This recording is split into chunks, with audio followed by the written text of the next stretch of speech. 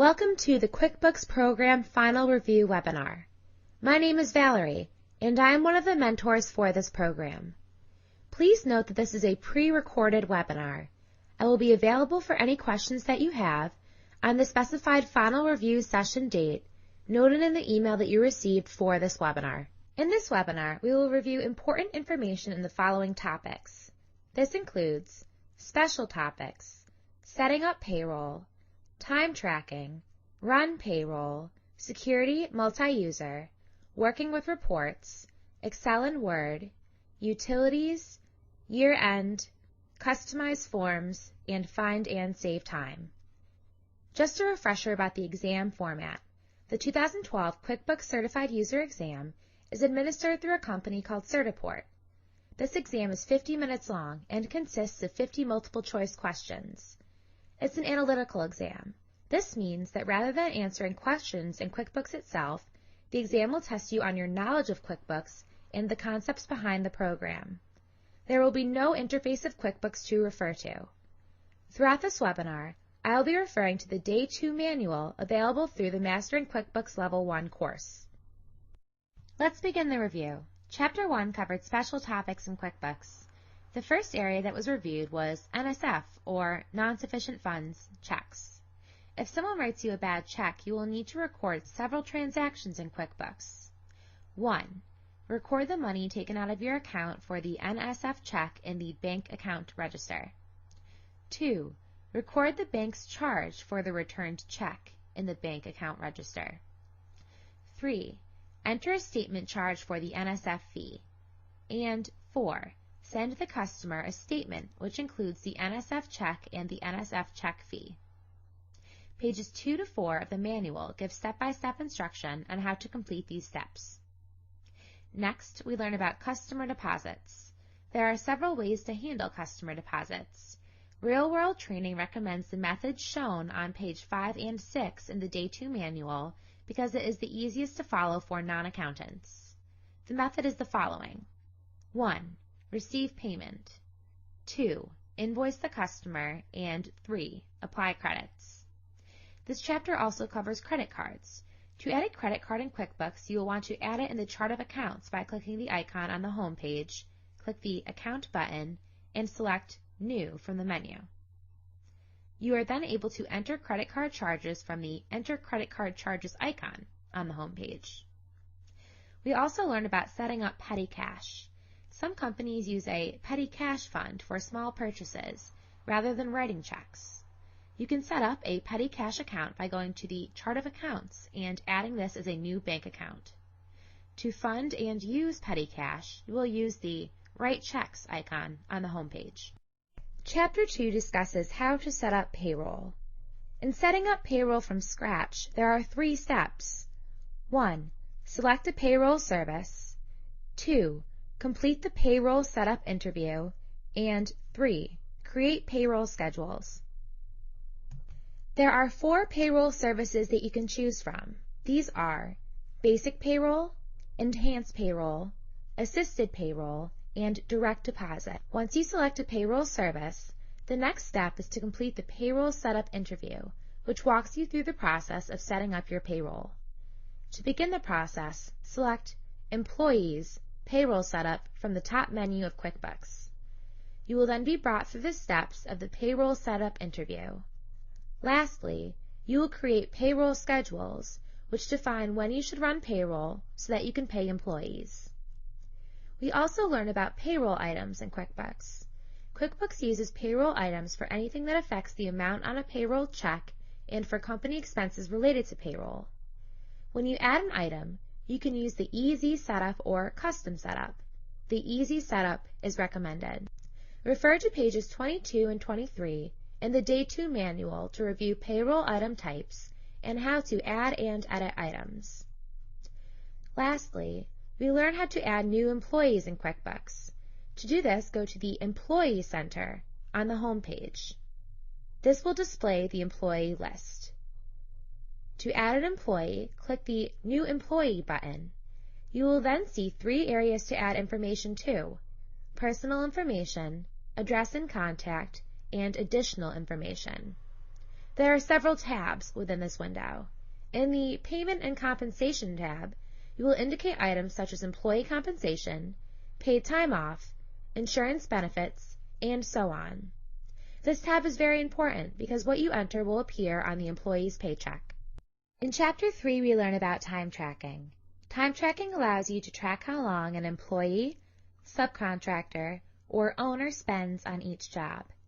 The time entered is then used in several ways: to invoice the customer for the time spent working on jobs, to print reports showing the time spent on jobs, and to use the information in preparing employee paychecks. First, you set up time tracking preferences under Edit, Preferences, Time and Expenses in the menu. Once set up, QuickBooks lets you track the time employees or subcontractors spend on each job. There are 4 ways to enter time in QuickBooks. 1. By single activity. 2. Timesheet. 3. Directly onto a paycheck. And 4. QuickBooks Time and Billing Manager. I found pages 29 to 35 in the Day 2 manual very helpful to refer to for time tracking because of the screenshots of the QuickBooks system and the step-by-step information provided. Chapter 4 covers running payroll. First, we learn how to create employee paychecks. To do this, on the home page, click the Pay Employees icon. Then, you'll select Start Schedule Payroll. There are 3 steps to creating paychecks. 1. Enter paycheck information. 2. Review and create paychecks. And 3. Print and distribute paychecks. On the Enter Paycheck Information tab, you will see a list of employees at the bottom of the page. The check mark next to their name indicates that you are preparing a paycheck for the employee. If you would like to exclude an employee from this payroll, click once to the left of the employee's name to uncheck their name. In printing paychecks for employees, there are 3 check styles you can use: Standard, Wallet, and Voucher. The preferred style of check to give an employee a pay stub is Voucher. This style prints 1 check per page, with the check on the top of the page, and the voucher information including taxes, earnings, and payroll at the bottom. This was another question that was asked on my test. We also learn about paying liabilities and taxes. When you create paychecks, QuickBooks calculates taxes and due dates for you based upon your payment schedules. You can enter the paycheck schedule for each liability when you add a payroll liability item. QuickBooks shows the due dates for the payments and also warns if and when liability payments are overdue. We also learn about Tax Form 941. The IRS requires that you file this form. A 941 summarizes federal income taxes, Social Security, and Medicare paid during a quarter. QuickBooks uses a special interview window to collect the information it needs to create this form. Page 45 of the manual has more information about this process. In Chapter 5, we learn about security and multi-user settings. QuickBooks Pro and Premier allow up to 5 users to access the same company data at one time. In order to use QuickBooks in multi-user mode, a licensed copy of QuickBooks must be installed on each computer. To set up QuickBooks in multi-user mode, the first step is to designate one person as the QuickBooks administrator. This person will have unlimited access to all of QuickBooks. They are the only person who can add new users, create user privileges, import and export data, adjust company information and preferences, set a closing date, and create portable company files. To assign an administrator, select Company from the menu, Set up Users and Passwords, Set up Users. For Administrator, you will enter the administrator's name, password, and a challenge answer. To set up a user, you will go about the same process. Go to Set up Users and Passwords, Set up Users. You will add the user's name, create a password, and designate the level of access in each area of QuickBooks. Page 50 of the Day 2 manual gives more information about each area and what it controls access to for users. In order for more than one person to access a company file, you must ensure that QuickBooks is in multi-user mode. To do this, go to File, switch to multi-user mode. Lastly, in this chapter, we learn about the audit trail report. If you suspect that someone has changed a transaction, you will run the audit trail. This report shows you transactions that have been added, edited, and deleted. It also shows the original transaction, the user that changed the transaction, as well as the exact date and time that it was changed. In Chapter 6, we learn about working with reports. Reports are the most important part of your accounting system. For the QuickBooks Certified User exam, the subject of reports makes up the highest percentage of questions that will be asked. Therefore, I recommend reviewing pages 53 to 64 in your Day 2 manual to make sure that you understand the functions and features of reports. The Report Center helps locate and run reports that show the information you need. The Report Center is accessible on the home page. Once accessing the Report Center, you can see the different categories of reports that are available. For each option, QuickBooks displays the question that the report answers, allows you to change the date range, run a report, add a report as a favorite, and get more information about the report. If you would like to modify the information in a report, you are able to customize the report. First, choose the report that you would like to modify and then click the Customize Report button. In the Modify Report window that appears, you are able to change the columns that appear in a report and add and edit headers and footers, as well as change fonts and numbers. You can also add report filters, which adjusts what information shows in the report. If you would like to know more information about a specific number in a report, you can use the Quick Zoom feature. This feature will give more in-depth detail. Report preferences in QuickBooks allow you to customize and format reports for your business needs. You are able to adjust preferences for reports across the board by going to Edit, Preferences in the menu, and then to Reports and Graphs. If there is a report that you would like to run consistently, you are able to memorize a report. This saves the report so that you can run it in the future. You are able to name the report and save it as a template. Lastly, we learn about report groups. QuickBooks lets you display or print multiple reports at one time. To do so, you will want to create a Memorize Report group. To add a Memorize Report group, select Reports, Memorize Reports, Memorize Report List in the menu. In Chapter 7, we learn about working with Excel and Word for QuickBooks. Using the features of both programs, you are able to get even more information from QuickBooks data. First, we learn about exporting a report to Excel. Once the report is exported, you are able to change items such as column name or total a column row if QuickBooks does not do this. You are also able to update an Excel report if new information comes into QuickBooks during the time that you are working on the Excel report. Please note that any changes made in an Excel report cannot be imported into QuickBooks. When you send a QuickBooks report to Excel, the Auto Filter feature allows you to have a drop-down list for each column to allow filtering. QuickBooks can integrate with Microsoft Word to perform functions such as creating or editing a letter or envelopes. Using the Letters and Envelopes feature, you can create and send letters as well as collection letters. QuickBooks has templates for letters, and you are able to create them yourself as well. By accessing options in the Add-ins tab of Word, you can enter information from QuickBooks into fields in Word to create your own letter to send. Chapter 8 reviews utilities in QuickBooks. First, we learn about backing up a QuickBooks file.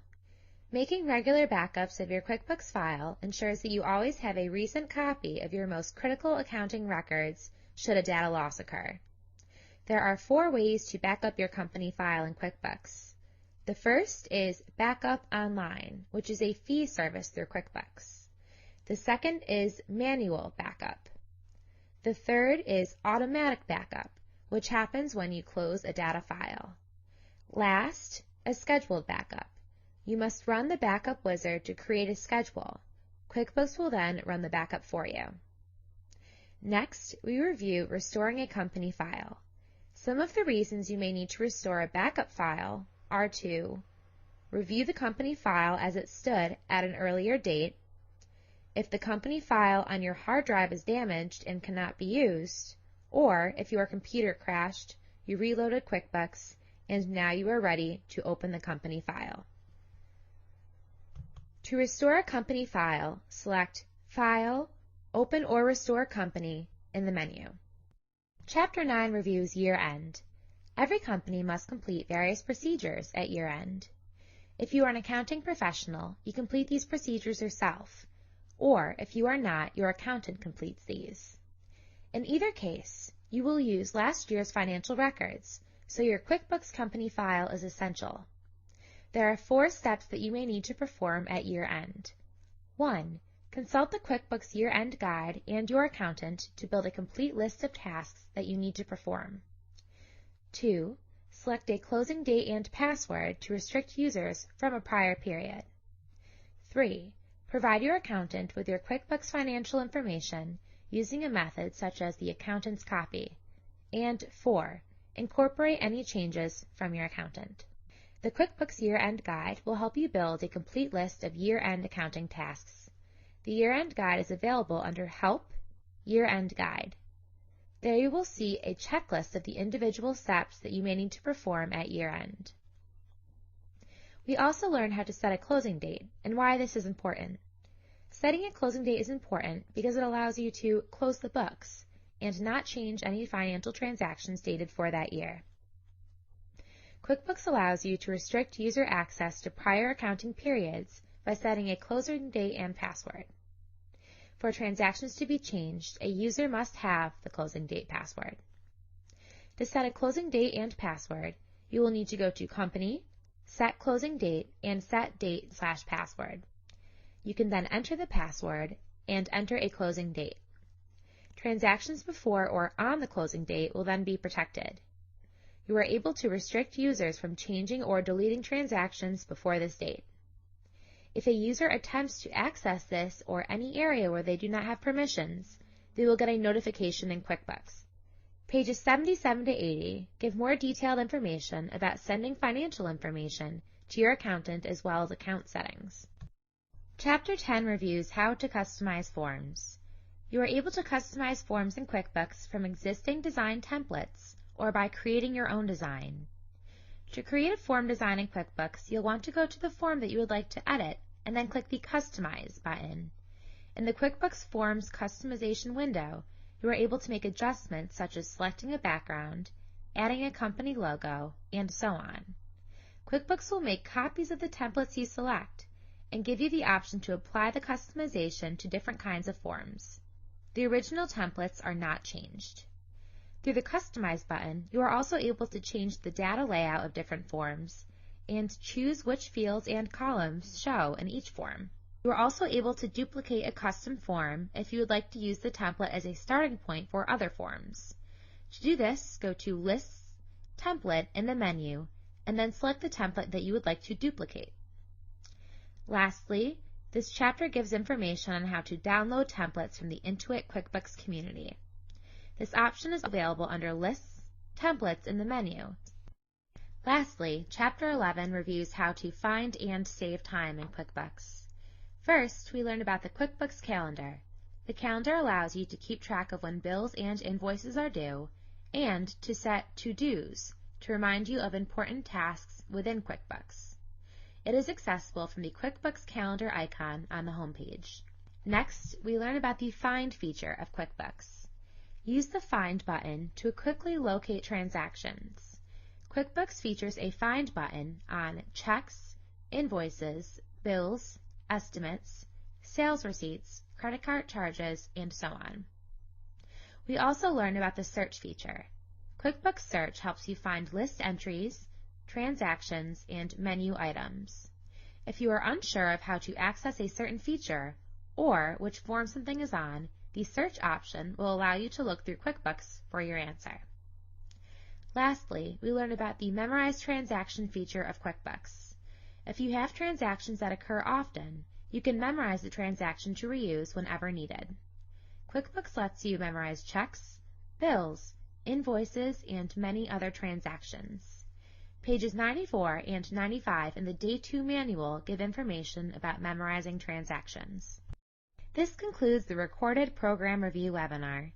We hope that you found this helpful. Best of luck in your exam preparation, and we look forward to hearing from you at the final review session.